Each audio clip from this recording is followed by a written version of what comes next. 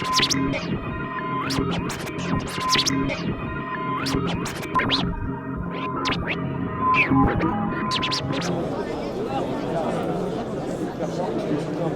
personne à qui tu demandes un service.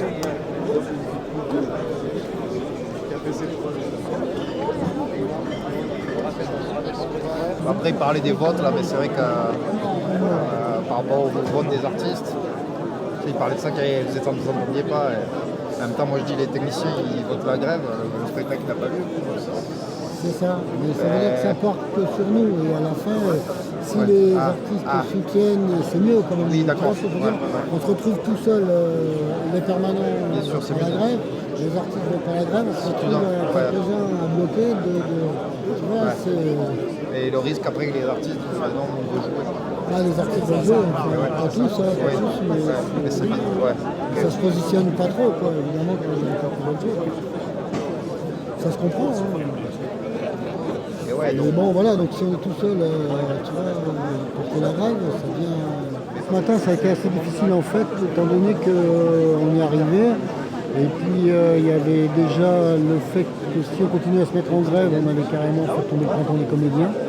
Donc, il y a toute la direction, les permanents, qui n'étaient pas vraiment pour qu'on continue le mouvement. Et puis, les trois quarts des techniciens se disaient que d'arrêter là aujourd'hui, ça n'avait pas de sens, alors qu'on a commencé un mouvement. Donc après des discussions assez houleuses ce matin, notamment avec la CGT, on a décidé à 56 voix, je crois qu'on avait 56 voix pour la grève ce matin. Non, 46 voix sur 92, 46 voix pour la grève, il y avait 28 contre, et puis le reste en abstention. Donc voilà, la grève a été votée, mais ça n'a pas été simple ce matin. Donc voilà, pour l'instant on est là. Les gens, ils se positionnent comment là maintenant? Pareil, quoi, si tu veux, ça se radicalise. Quoi. Le truc, c'est que nous, s'il n'y a pas plus de soutien que ça va être difficile de tenir la grève. On était, combien, 46 ce matin. Quoi. Donc, voilà, après demain, je ne sais pas combien on va être. C'est impossible de porter une grève assez peu. Voilà, donc on attend, on verra. On espère avoir du soutien. Là.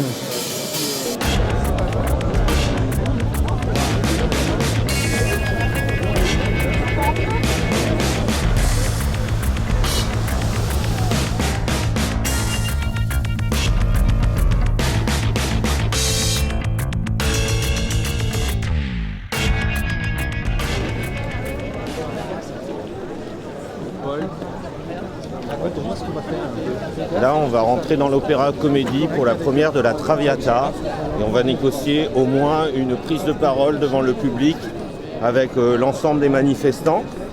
Je crois qu'on peut dire qu'on est au moins 200. C'est une belle réussite d'ores et déjà et ce n'est pas fini.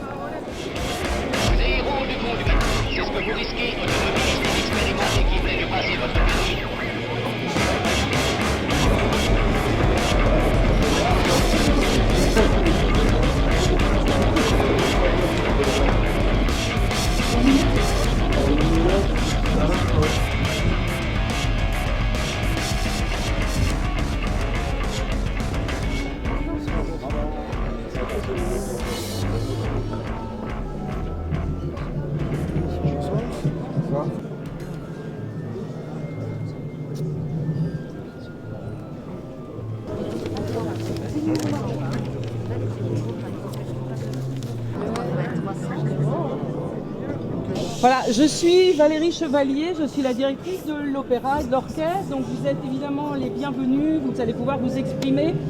Simplement, vous êtes très très nombreux, donc on va être obligé de lever le rideau de fer, ça va prendre quelques minutes. Et simplement, on voudrait juste savoir combien de personnes vont s'exprimer. Une personne. A priori, une seule. Une personne. D'accord. Stéphanie, bonsoir. Bonsoir. Vous accueillir, voilà, comme ça, bienvenue. Et on va y aller.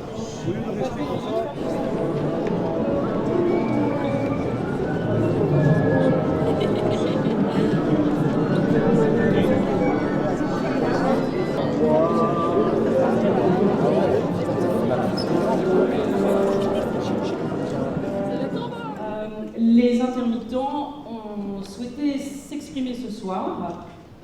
J'ai tenu, moi, à leur expliquer exprimer le soutien total des équipes de l'Opéra et de l'Orchestre, des équipes permanentes.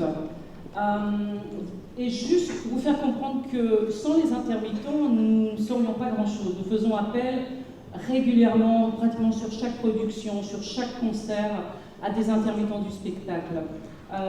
Je sais que M. Sorel est là ce soir, il vous écoutera, je pense, d'une oreille très très attentive, le public également. Juste pour vous exprimer notre soutien profond. Donc en préambule, vous aurez de Traviata, vous aurez la voix des intermittents. Et merci de les soutenir.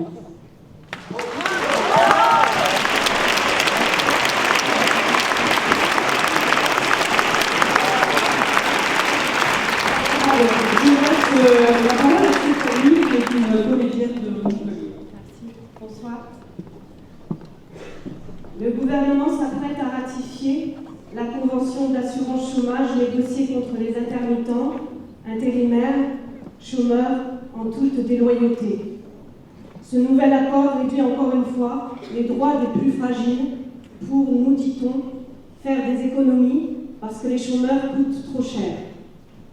Il faut donc trouver un moyen de les faire payer.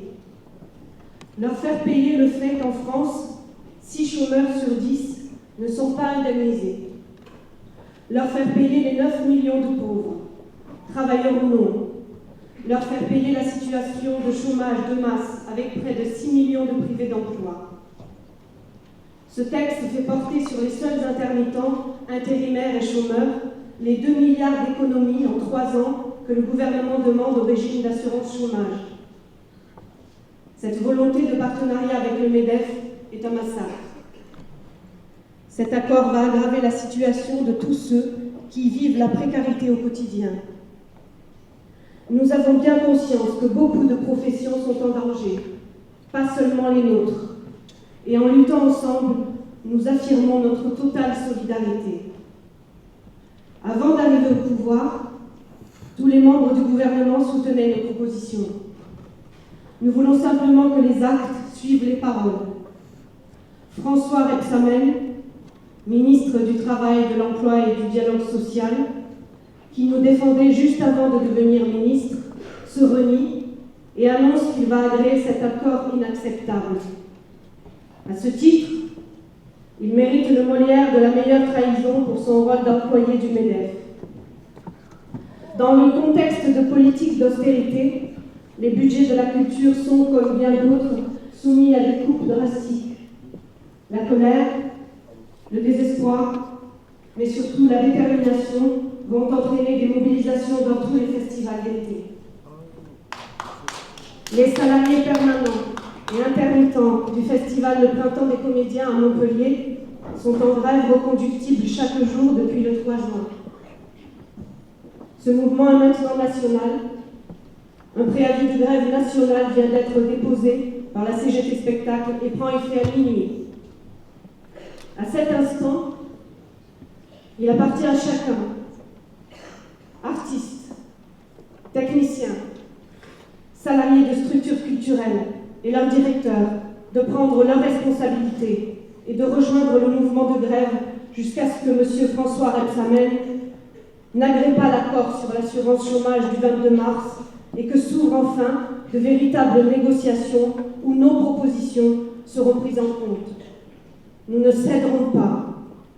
Il en va de la survie de nos métiers et de votre plaisir, notre plaisir partagé à la culture et à la connaissance.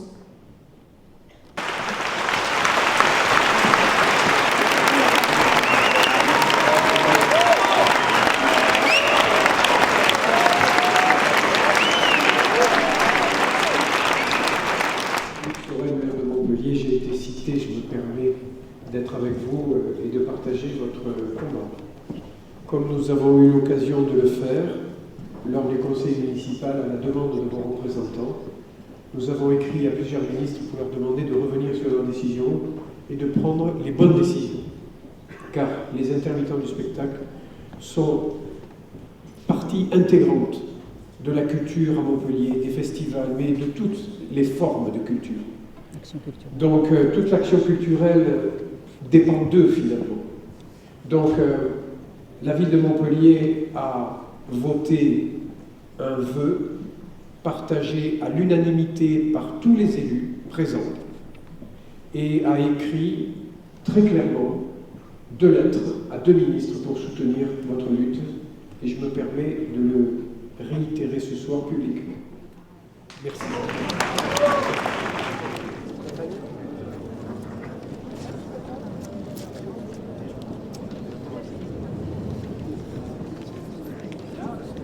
Levez-vous, exprimez-vous, prenez la parole. Moi, je suis d'accord de rester si l'équipe du théâtre, si les gens du théâtre ou les gens de la pièce nous soutiennent ici. Voilà.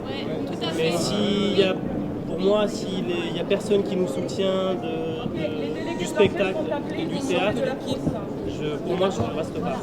Ok. S'ils sont contre, on ne va pas les forcer. Ok. Voilà.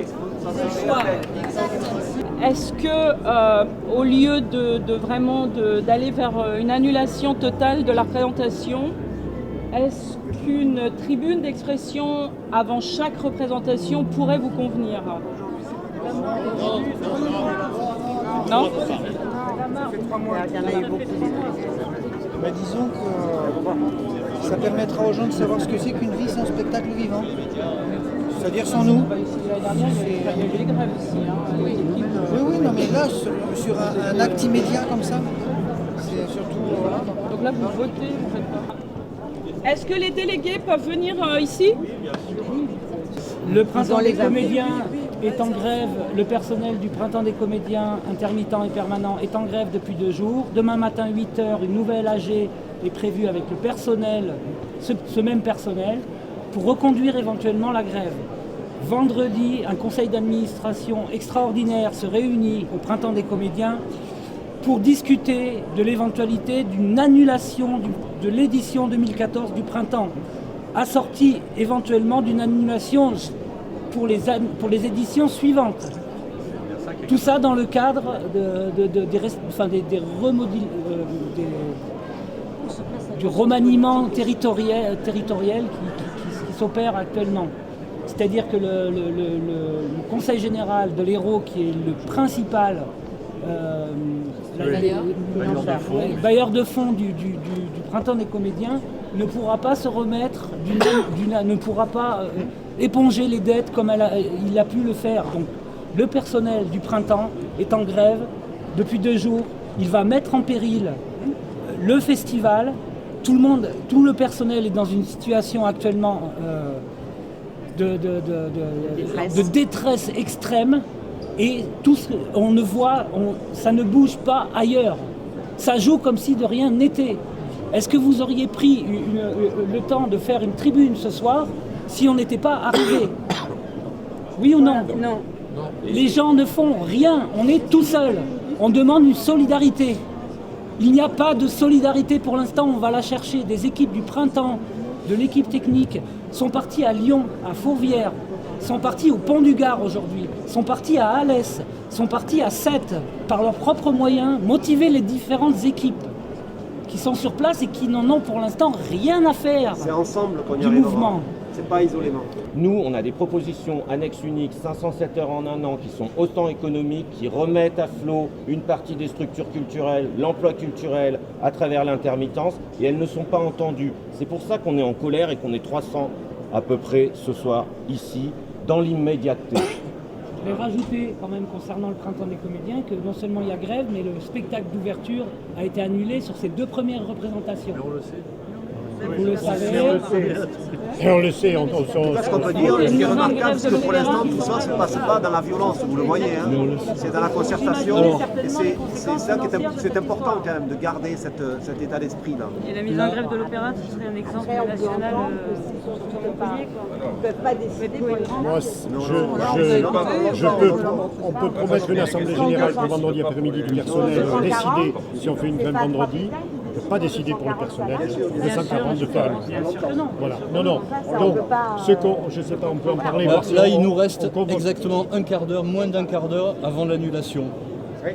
Dans les délais. Donc, il nous reste un jour avant l'annulation. Je sais, je te dis juste que là, on ne peut pas discuter trop longtemps non plus. Voilà. par rapport à tout le personnel de l'opéra, il y a une petite partie du personnel représenté sur ce spectacle. Les quelques délégués, qui soient syndicaux ou du personnel ou membres du CE qui sont ici, ne peuvent pas prendre la responsabilité de se prononcer. On ne veut pas, c'est une responsabilité individuelle. Chacun peut se prononcer individuellement sur son droit de grève.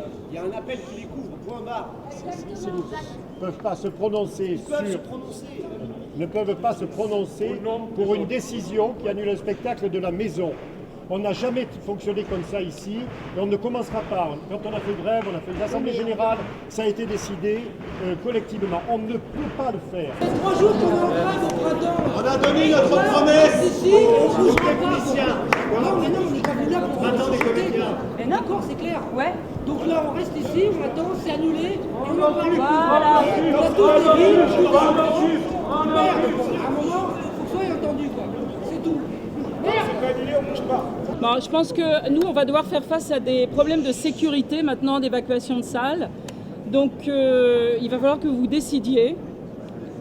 Donc, il va falloir voter pour que nous comprenions exactement ce qui se passe. Bon, mais moi, nous n'étions pas là. Qui souhaite rester et donc annulation du spectacle, qui ne souhaite pas rester et auquel cas nous jouerions le spectacle. C'est juste une décision que nous allons respecter, mais on voudrait savoir. Donc est-ce que vous pouvez voter? Qui souhaite rester? Tout le monde reste. Non.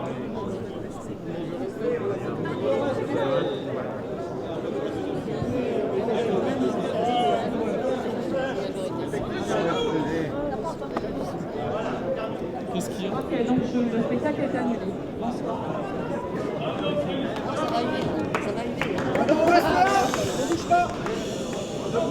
Moi, si je l'ai fait, c'est parce qu'il y a tous ceux du printemps qui sont en grève, qui mettent leur intermittence en jeu. Et c'est vraiment pas drôle. On ne fait pas ça pour s'amuser. On fait vraiment ça parce qu'on défend nos métiers. Et que si les gens ils veulent continuer à aller au spectacle, eh ben nous, il faut qu'on existe. Parce que sans nous, il n'y a pas de spectacle. Alors c'est assez désagréable quand même que quand on prend la parole pour expliquer, on soit applaudi. Et quand ensuite le spectacle est annulé, on se fait huer. Ça, c'est insupportable. Donc moi, je regrette qu'on n'ait pas pu accéder avant que le public sorte. Moi, j'avais des choses à leur dire. Parce que je ne sais pas s'ils croient, je pense qu'ils croient que ça nous amuse. Et ça ne nous amuse pas du tout. Bien sûr, c'est normal. C'est une façon de réagir et puis de trouver un écho dans la population et donner du poids au mouvement. On attaque la culture, ça sent mauvais. Espérons que ça va faire oui, ça sent mauvais quand on attaque la culture. C'est grave, comme vous dites. La scène nationale d'Orléans, qui suite à l'intervention des intermittents vient de se voir faire annuler leur représentation de saison. Donc ça tombe bien.